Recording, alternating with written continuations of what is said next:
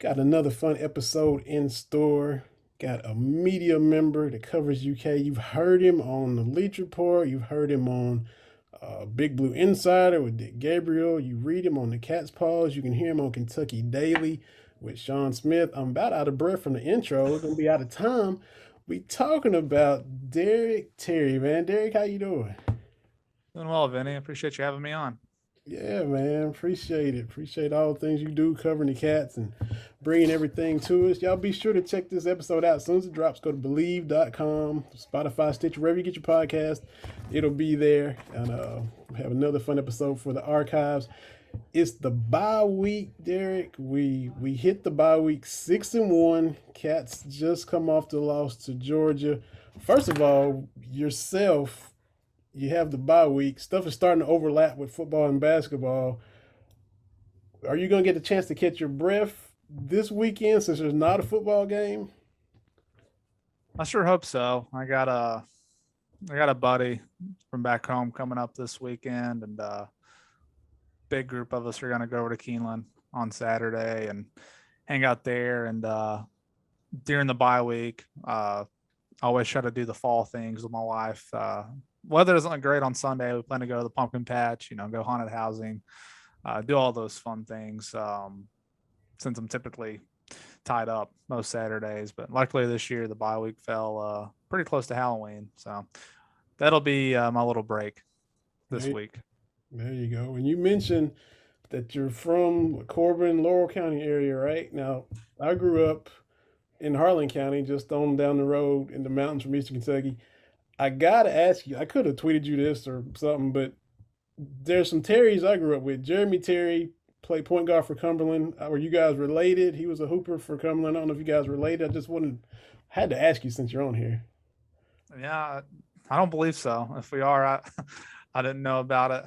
I don't think I have any family in up there in those parts. A lot of my dad's family moved to Dayton, Ohio, whenever back in the day. So the ones that were left mostly all lived down in Corbin. The ones that I knew anyway, for the most part. So Gotcha. I always, every time I hear you on the radio or see a tweet, it makes me think of, Jeremy. There's not a lot of Terrys where I was from anyway, so it was kind of a unique last name. so So which of those like 8 high schools that they had down there did you go to? I know before they consolidated, there were a bunch.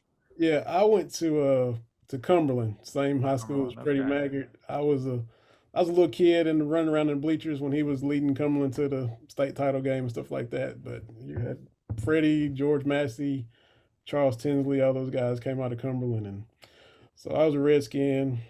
Couldn't stand the Funny Harlan Green story. Dragons and all that stuff. I'll tell everybody this story if I'm talking about Harlan. Before a baseball game, my sophomore year at Kaywood, out there before, I guess it was maybe the last year actually, before Harlan County, all those schools consolidated into one. We used to, in baseball, we used to have, you would stretch, do all your warm ups, throw or whatever. My brother was a senior when I was a sophomore. And, you would just like, when we would finish wrapping up our stretching, we would like get in a circle and like everyone would like shoulder bump. You'd have a partner. And I jumped up with my brother, bumped his shoulder, came down, and my cleat got stuck in his foot. And I actually broke my ankle before a game at Kaywood. So that's like, it was I think there had been a tornado that had gone through there at some point, like knocked down the dugouts, and that I don't know if it was a basketball gym or what it was, a big like dome looking thing that they Yeah, had out there. So that's what I remember about Kaywood. Not fond of memories making the trip up there to Harlan.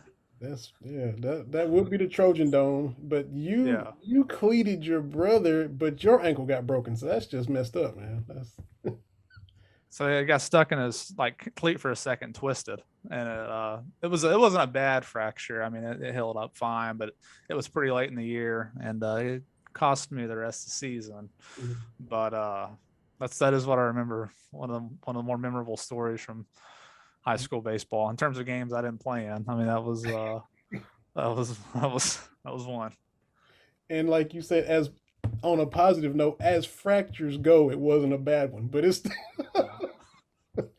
so Bad that's enough to swell up and hurt for a while. I still feel it sometimes. I swear when I play basketball or something, it still It still hurts sometimes. Yeah. Are you like the old timers? Can you tell when it's gonna rain? Are you getting to that point? I'm not bad enough with that. It's my wife has a torn ACL and she had it surgically repaired. Fortunately, I've never had to have surgery on anything. So any injuries I had were never bad enough. Got like a little boxer's fracture playing football as a kid. I got bad luck with getting stuck into things. My pinky got stuck in the kids. Those mesh jerseys were like practice jerseys. Got caught in his shoulder pad in his mesh jersey and bent back a little bit because they called it a boxer's fracture is what the doctors called it. Fifth metacarpal bone in my hand. But those are really the only injuries I had playing sports growing up. You came out of it pretty well, I guess. Almost unscathed. So, when we flip into the football, like we said, 6-1 going into the bye week. What would you say has surprised you the most about the Cats this season, and what would you say that I nailed this? I talked about this all summer. I wrote about it, and it's playing out just like I said it would. Ooh, good question. I did not have them at 6-1 at this point. I would have thought 5-2 probably. I didn't have them beating both Florida and LSU in the preseason. I thought they had a great chance to win the first four. I mean, you felt like if they could just get through Missouri with a win, then they could get to at least 4-0 and have that matchup against Florida be a really big one. I picked that to be a loss the week of, and then obviously they went out and won, and then played great against LSU. And really, I mean, I don't think anyone's going to beat Georgia. So 6-1 definitely kind of exceeded my expectations. I'm trying to think if there's anything else that really has caught me by surprise. Individually, I know he didn't have a great game against Georgia, but Jacquez Jones, those first 6 games, I mean, he was as important as maybe anybody on that defense. I mean, he'll live in UK history forever with breaking up the pass at the goal line against Florida. He wanted to come to UK and show that he could be a 3-down linebacker, and I think he's done that. But you also think back, he was hurt most of the fall camp. I mean, trying to think off the top of my head, but I think Trevin Wallace might have even started against Louisiana Monroe. I might be wrong on that. Jacquez might have been back in time, but I know there's at least some thought that Jacquez had missed so much time and that Trevin would be ready to start the season. But of course, once Jacquez got in there, he's played great. The things that I would say I was right on, that's a good question. What are some of the things I was right on? Maybe not so much big picture with the season, and this is obviously not a rocket science, but really the Georgia game in general, in the sense that as improved as maybe the offense has been, and the weird thing about the offense this year, especially the passing game, and it must be because of Wandell, is the only thing I can think of. The passing numbers on a national scale still are not very good. Matter of fact, last time I checked after the game, this Georgia game, I think they're only 100th nationally in passing yards per game. So they're still throwing for less than 200 yards per game, but it feels, for whatever reason, it feels maybe a little bit more accomplished. Maybe because early in the season they had that downfield threat with Wandell, and you saw Josh Ali early in the year make some deep catches. That's not really been the case here lately. They've had a little bit harder time connecting on the deep pass. But with Georgia, and they're doing everything they can to correct it in recruiting, but the wide receiver play, that's the one area that I think Wandell has really highlighted how big of a gap there was. I mean, Wandell is probably, he could play for anybody in the SEC, but he might be the only guy in that wide receiver room that you would look at and could place down at another school and they would fit in. So it'll still take some time. The transfer portal should help that. Some of these high school recruits are going after. It sounds like they're surging for Berrien Brown, who will help immediately, I would think. Dane Key announcing here a week from today as we record this. So those guys will help, but I still think there may be 2 or 3 years from getting that room to really where they want it. But that could be an area, though, that the transfer portal, depending on who they get, maybe it becomes a strength even next season. A little hard to project that at this point. Because you can argue, Stoops' effectiveness in the transfer portal. We saw what Cal did with Severe and CJ Frederick and all those guys, but Wandale, Darren Rosenthal, Jacquez, and Will Levis. I mean, that's you can't do much better than that in the portal. No, you get your starting quarterback, starting left tackle, starting middle linebacker, and best wide receiver, all from the portal. And it was unique in a way that I think all those kids, I mean, obviously, we know the story with Wandell being from Frankfurt and being committed to UK and deciding to come home. Really Levis was maybe the only guy that didn't have some kind of connection. Dare at least had Kelvin Joseph he could go to, who had a good experience here last year. And he also trained with Chris Vaughn at Aspirations Gym over in Louisville. So, I mean, there were some ties there already. And then, of course, Jacquez, Coach John Summerall was his inside linebackers coach at Ole Miss his freshman season. So, Cohen had some kind of connection to Levis in the sense that he had briefly recruited him while at Maine. But obviously Levis pretty quickly was a Power 5 prospect, and the idea that he would go to Maine probably went away rather quickly. But there was at least some kind of relationship. So that's why I'll be curious, because they're going to go to the portal. Every team is going to use that to their advantage. But you could probably make an argument. I've not looked at every single team's transfer haul, but in terms of having 4 very important positions be filled by transfers who have played so well, I mean, it's hard to imagine that next year's haul could be any better, right? With how good this one's been. Exactly. Now the same questions about Kentucky. Just stretch it out to the conference if you want to. What surprised you most about the SEC? What was something that you nailed as far as conference, football wise? I've not nailed it yet. I picked Georgia to win the national title in the preseason. I felt like this, they had a good chance. And the way it's shaping up, I mean, they still have to beat Alabama, assuming that's who they're going to play in the.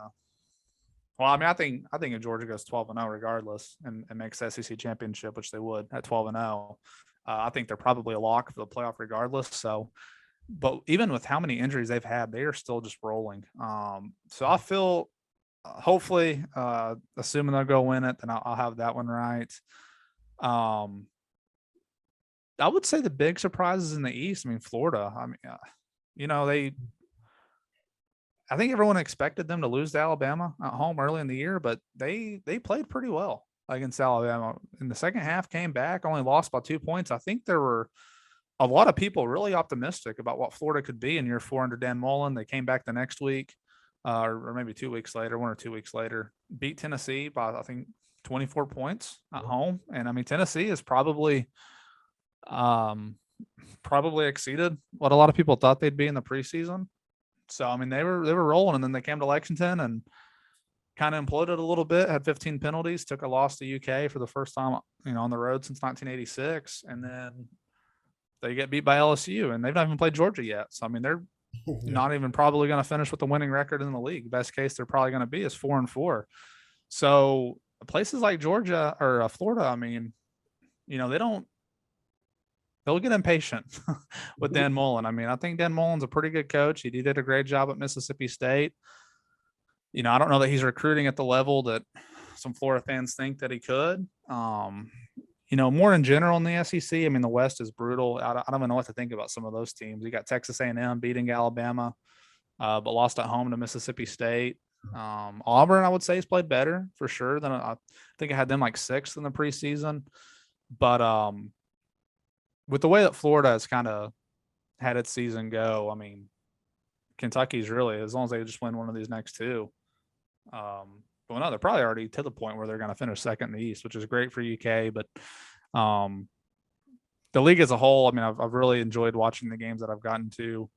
Arkansas and Ole Miss, I think, was one of the best games I've seen so far this year, 52-51. If you like offense anyway, if you're a defensive person, then that wasn't your game. But they've had some tough losses, and it just goes to show you. I mean, they beat Texas, they beat Texas A&M, and then it's just such a tough conference. I mean, you follow that up with losses to Auburn, Ole Miss, and Georgia, and you're all of a sudden like last in the league. I mean, it's just because I think they're a pretty good team, but it's a hard road to climb for sure on that side of the division. The thing that I guess I kind of harped on it was that Missouri, I was like, they're just not as far along as everybody says. Beating LSU with the defending champs, I mean, that put them on the map, but we didn't know LSU was going to go 5-5, and that kind of just launched Drinkwitz and Basilak. And true, they beat Kentucky last year. We know the circumstances, but tip your cap, they won. But I just couldn't see them being that far along. And now, I mean, they've regressed even more so than I thought. The defense is atrocious, and Basilak's not even really that great. And this was year two. It's just you can't just skip steps like that, and kind of reality's kind of hitting them now. It's a good point. I mean, I was one of these people in the preseason. I just thought Tennessee's one lack of depth. I mean, they lost so many players to the portal. They were just kind of, I mean, for most of my lifetime, they've been a very dysfunctional program. They're the team that's probably going to finish.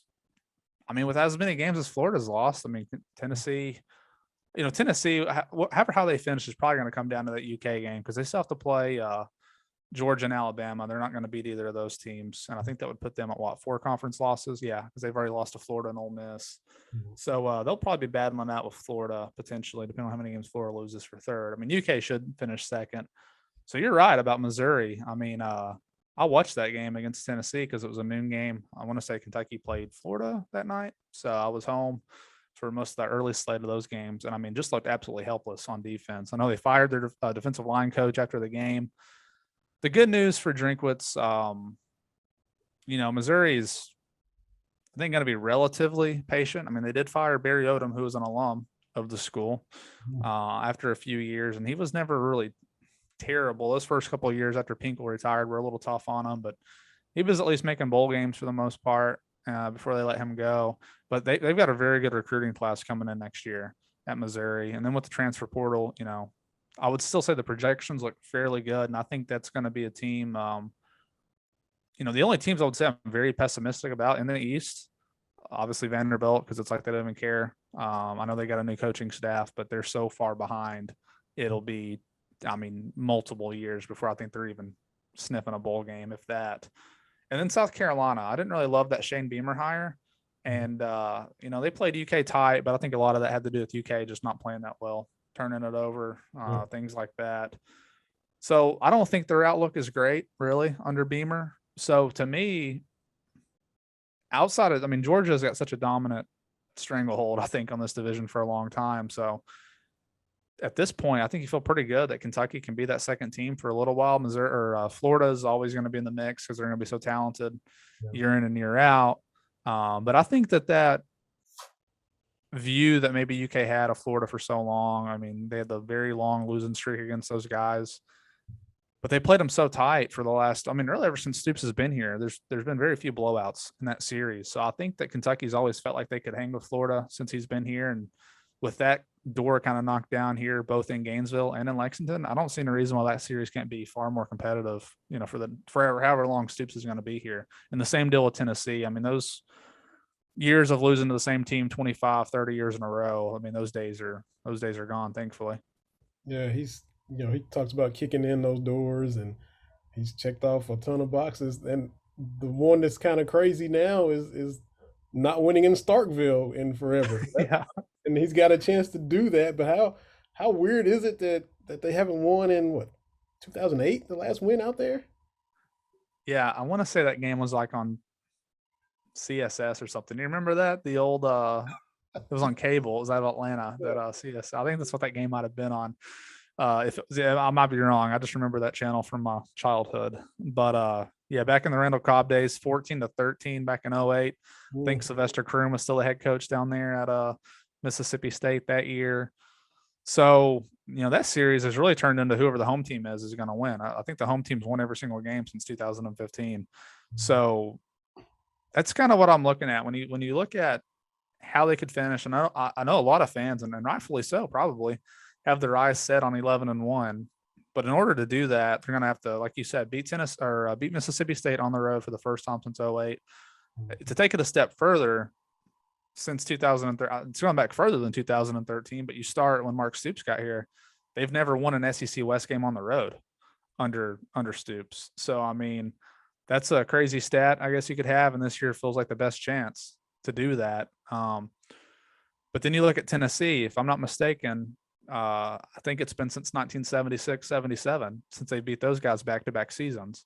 Yeah. So obviously they played great down there last year, beat Tennessee 34-7 in Neyland Stadium to snap a streak there. They hadn't won since 1984. So it's definitely possible. I think Kentucky is certainly as good, if not better, than both those teams, probably better. But it'll still take some things going right historically. And that's why even in the big picture, I mean, if they go 11-1, they're going to play in a great bowl game, and that's what the season's going to be remembered for. But I do think nationally, with the way Florida is kind of falling apart, LSU, it's probably a bowl team, but not much more than that. Mm-hmm. They're going to look back, a lot of people, and say, well, UK didn't really beat anybody to get to that 11-1. And I don't think that's totally fair, but I do think that's what the narrative is going to be. But you look at all those little things that could be adding up: beating Tennessee back-to-back years, beating Florida twice in 4 seasons, winning your first game on the road at Mississippi State since 08. If they beat Louisville at the end of the year, that's what, 3 in a row against those guys.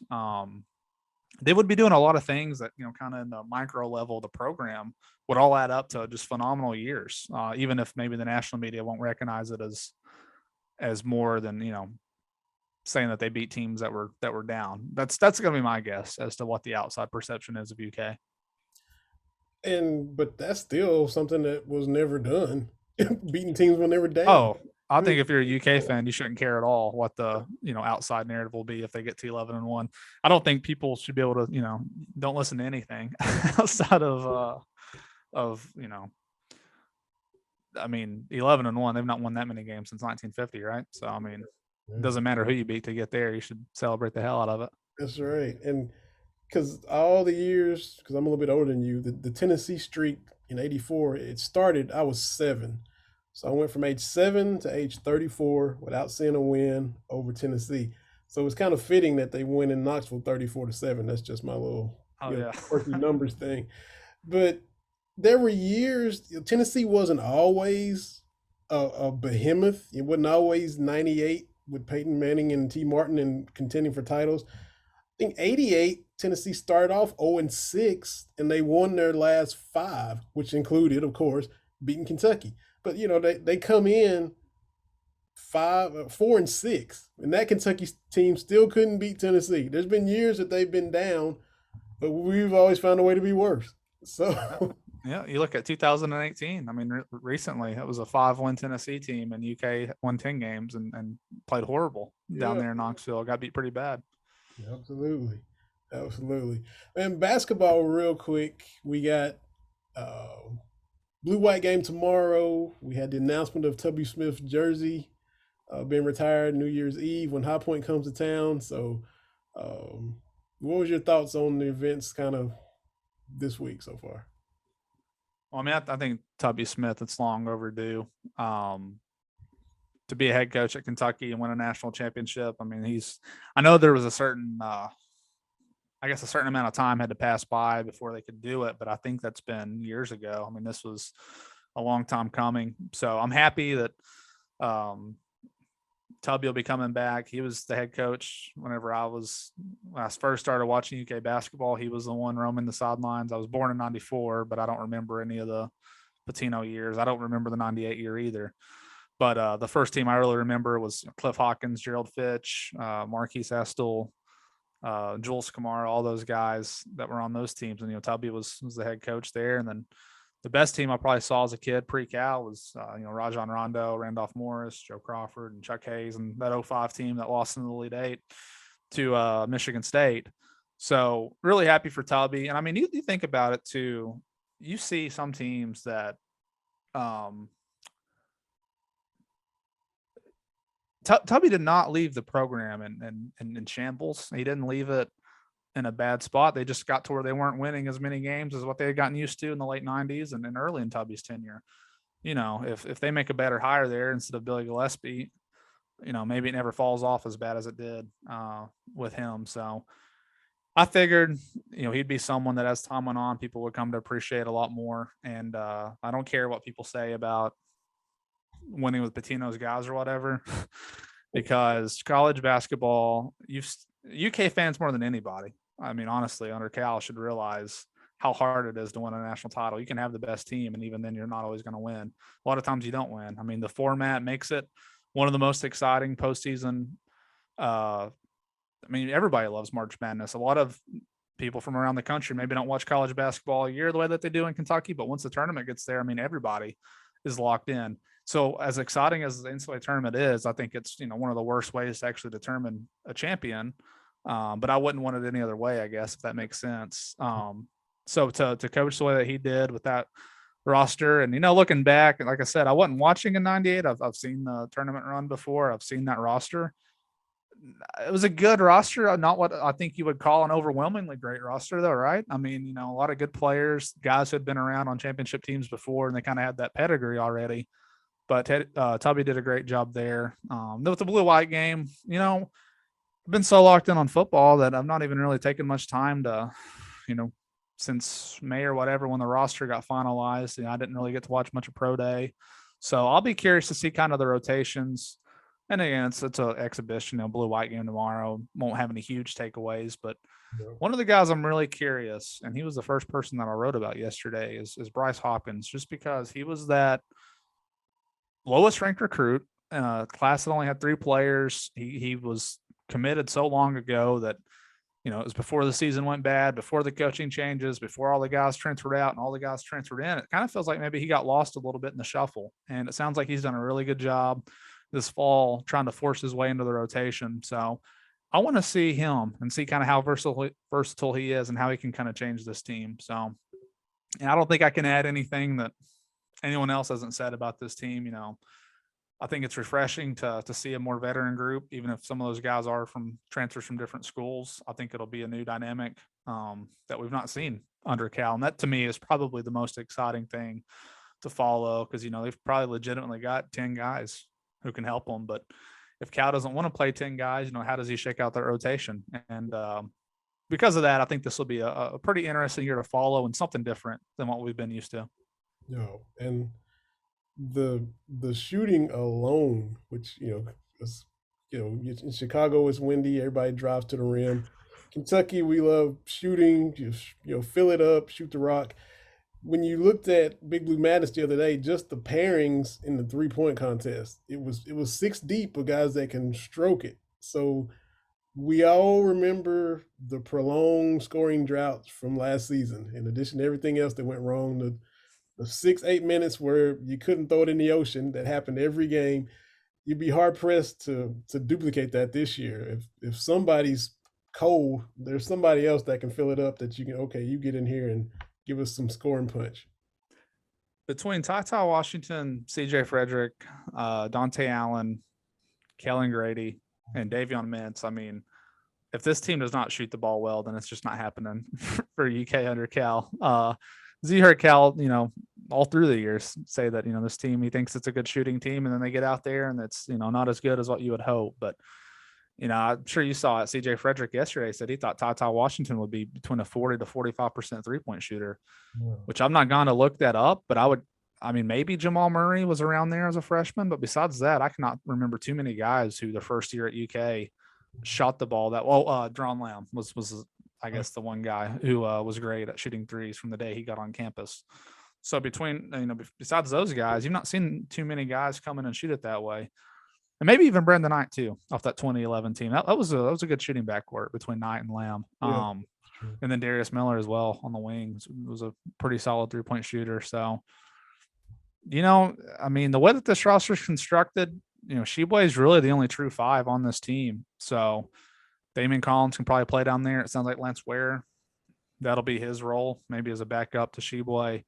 So they're really not going to have a choice besides to play more spaced out, have guys at the 4, whether it be Keon Brooks, Jacob Toppin, or Bryce Hopkins, perhaps.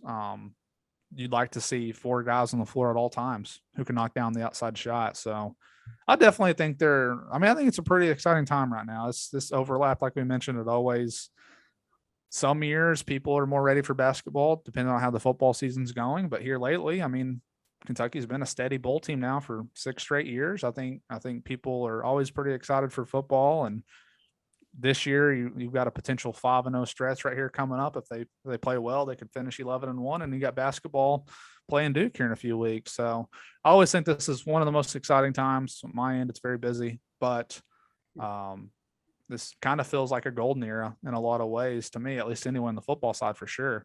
Yeah. So a lot to enjoy right now, I would say, if you cheer for UK. For sure.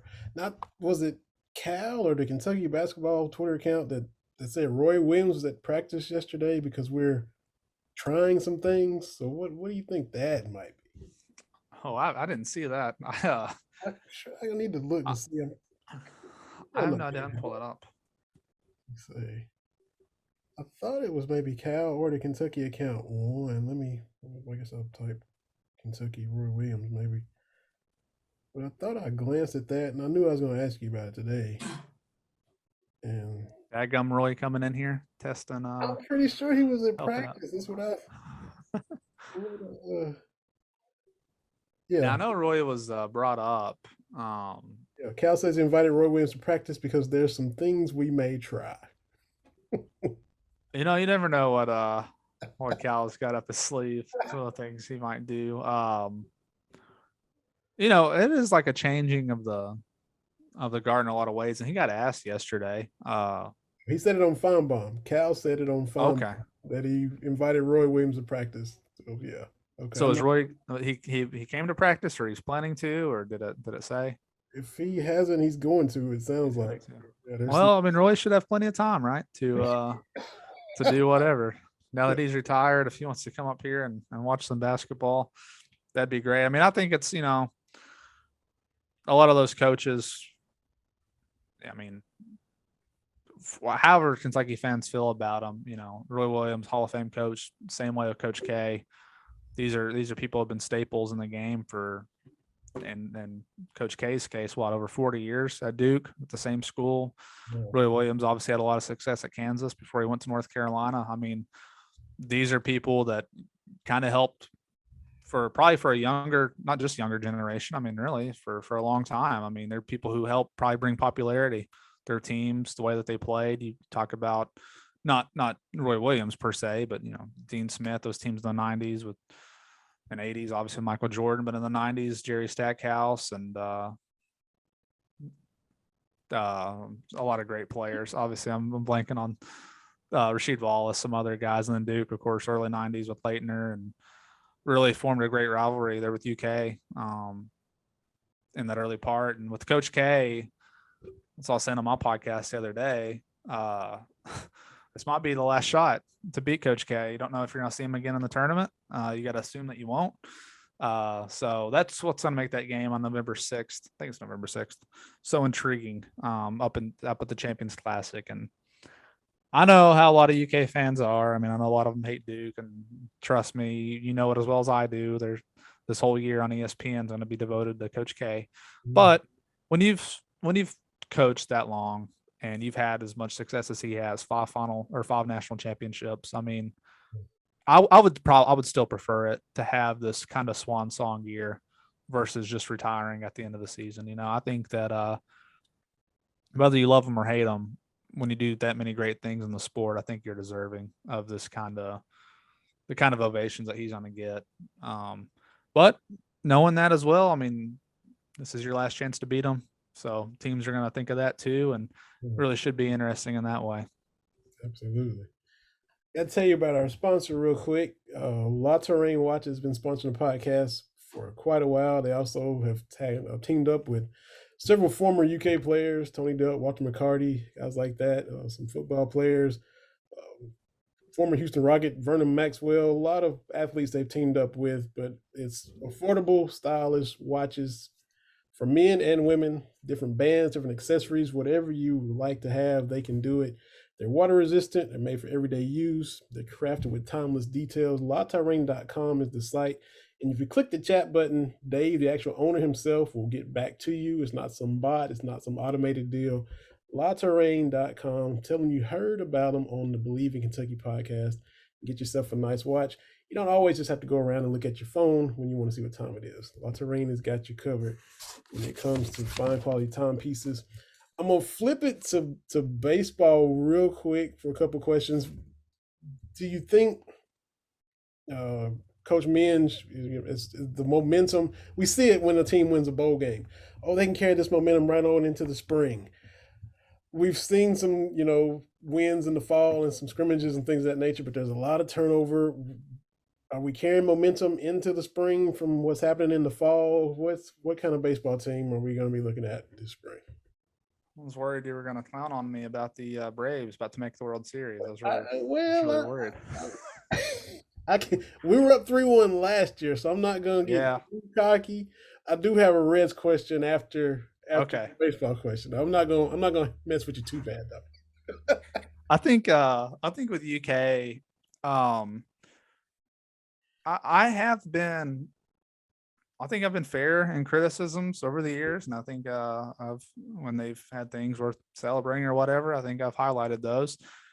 This year, I mean, I'm very much wait and see because I do think that in terms of quality depth on the mound, it should be one of the best staffs they've had. But I would say that what's lacking compared to maybe Mingion's first year, I don't know if they have the high end talent of the guys like Sean Jelly. I mean, Zach Thompson was a midweek guy on that team, and by the time he left UK, he was a first round pick. So I don't know if they have 4 starters that good, but I think across the board they have more quality pitchers. So perhaps Cole Stupp, Cole Stupp and Zach Lee, they both got a lot of good experience starting for the first time in the SEC last year. You would hope that they'll make another jump this year. One of the guys I was really curious to see was Ryan Hagan now, who's a big recruit, had some issues last year with his lat. I think those problems might still be ongoing, so I'm not sure if he's going to be ready for the season or not. But between the transfers, a guy like Darren Williams from EKU, he's kind of a Swiss Army knife, I guess you could say. He started at times in his career. Last year, he logged the most innings for a starter at EKU, but his deal is the same as a lot of the guys, especially the ones that they recruited for the field.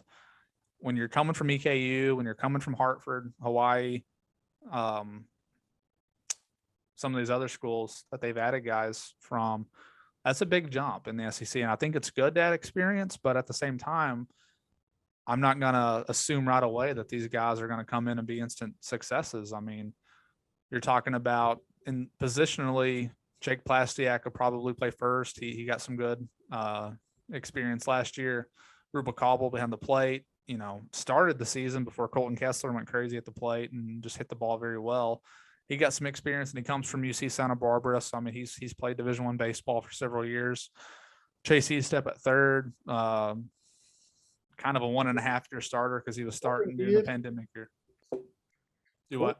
Corbin Kidd, yeah, was a hell of a high school quarterback back in the day too. So Chase has done well, and Ryan Ritter at shortstop has had a good year starting last year. But besides that, you're going to be counting on new guys, whether it be Daniel Harris at second base or Emilian Petrie, who is from Canada, who I think has been a huge surprise with how good he's been. Matter of fact, I wouldn't be surprised, and he's a true freshman. I think he might start at second base this year and then move over to shortstop as a sophomore. But you got a whole new outfield with Hunter Jump from Arizona State. He's one guy that you could look at and say, well, he's faced Pac-12 pitching for the last few years. Like, that's at least going to be comparable to what he's going to see in the SEC compared to a guy like John Thrasher in center, who was at Hartford. And, he was a player of the year. I think it's a good get. He's got some speed. And then Adam Fogel in right field from Hawaii. These are guys who have been around a long time, and I think that experience is good. But is it going to be enough of a jump to get them into the tournament? That's what we'll have to see. I mean, this season, it is what it is. Like, I'm having a hard time figuring out what to expect from them. And I think it's really hard to pinpoint that until we see how they adjust and things like that. But at the very least, I don't know what they finished 12-18, I think, in the SEC last year, something like that. Started off good, and then it just started off. Yeah. I mean, swept Auburn on the road. Like, I think they'll have a chance to get to the tournament, but this is not the kind of team I'll look at and, say this team should win a regional, things like that. Mm-hmm. And, the long-term outlook, I mean, it's hard to say until we kind of see how this year goes. I think they're recruiting a little bit better out of the high school ranks for the years to come, but a school like UK is probably going to lean on the portal a lot, I would guess, in the years going forward. So for Mingione, though, not making the tournament since his first year, it does feel very much like a year that they need to be pretty competitive, I would say, this season, and I think they should be. Just looking at the roster. Mm-hmm. Absolutely. Now for the Reds, like I'm not gonna mess with you too bad. I I will flashback to 2011. You'll see where I'm going. Kentucky beats Tennessee and ends the streak. We stormed the field. My dad and my sister and I went. We went to every Kentucky Tennessee game in Lexington and Knoxville because we said we're gonna be there when Kentucky Right. finally ends this thing. So everybody stormed the field, and on the way down, I forget who says it, or maybe it was some people there with us, but we were like, well, this means another year, Joker Phillips. Well, yeah, but let's go storm the field anyway. So I mean, so, so when I flip it to your Reds, and I tweeted this after the playoff series with the Braves last year, and I tagged the Reds fans, friends I knew. I said, you just made the playoffs. Are you going to be excited about this meaning a possible extension for David Bell, or what? Where are we at, Reds fans? And a year later, he gets that extension. So at the moment last year, how would you have felt about him getting extended, and how do you actually feel about him getting extended this year? I just would have liked to have seen him score a run last year in that playoff series. Two of the most agonizing games I think I've seen. So I placed a lot of the David Bell is not a perfect manager by any means. No manager is. He does things that I don't like, but I didn't think he had as bad of a year as some other Reds fans. I mean, there are some Reds fans really hard on David Bell. I thought that, this year's team, he did a good job working with what he had. I was mostly disappointed in the front office. And, I'm not going to minimize that the pandemic didn't hurt them. I'm not saying that, they had just tons of money to throw around, but, it is still an organization valued at over $1 billion. And I just don't like it whenever teams like that kind of cry poor, because obviously they're not. So I was disappointed with the overall front office, because it felt like a roster to me that, really, if you just want to use hindsight, while I'm not a Braves fan by any means, I know a lot of Braves fans, they tried at the trade deadline. They lost Ronald Acuna for the year. They could have just said, you know what, this is not our year. We got a losing record. I think they were like 52 and 55 at one point. Yeah, go to the trade deadline. Yeah, it took August till they cracked 500. Yeah. So went out, got Eddie Rosario, got Adam Duvall, Louisville boy, former Red. Some other Jock Peterson, obviously having a great series. I mean, they tried, and I can at least respect that, because the Reds didn't really try, and that aggravates me about more than anything. Because if you're not going to try to win, then why should anybody care? Why should the fans care? And you said you were born 1977, so you at least have seen Red success in the 1990 when they won the World Series. Although you're not a fan, you've at least known that they've not won a playoff series my whole lifetime.